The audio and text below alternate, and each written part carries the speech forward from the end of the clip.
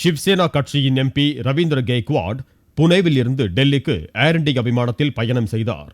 உயர் வகுப்பு இருக்கை ஒதுக்காததால் கடும் ஆத்திரத்தில் இருந்த அவர் டெல்லி சென்றடைந்ததும் ஏர் இண்டியா துணை மேலாளர் சுகுமாரனுடன் வாக்குவாதத்தில் ஈடுபட்டதுடன் செருப்பால் 25 முறை சரமாரியாக தாக்கியுள்ளார். இந்த வீடியோ காட்சிகள் வெளியாகி பரபரப்பை ஏற்படுத்தின.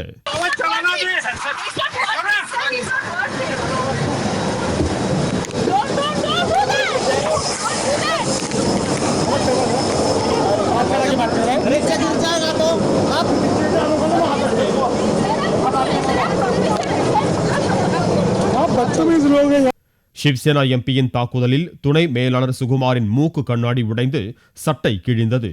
இந்த சம்பவம் தொடர்பாக உள்ளூர் காவல் நிலையத்தில் ஏர் இண்டியா நிறுவனம் சார்பில் ஊழியரை தாக்கியது மற்றும் விமானத்தை இயக்க விடாமல் தாமதப்படுத்தியது என 2 புகார்கள் அளிக்கப்பட்டுள்ளன. ரவீந்திர கெய்க்வாட் மீது வழக்கு பதிவு செய்வது குறித்து சட்ட நிபுணர்களிடம் டெல்லி போலீசார் ஆலோசனை கேட்டிருக்கிறார்கள்.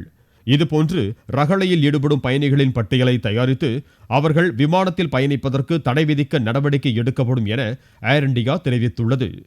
ரவீந்திர கெய்க்வாடின் எம்பி பதவியை பறிக்க வேண்டும் என தேசியவாத காங்கிரஸ் உள்ளிட்ட கட்சிகள் வலியுறுத்தி உள்ளன.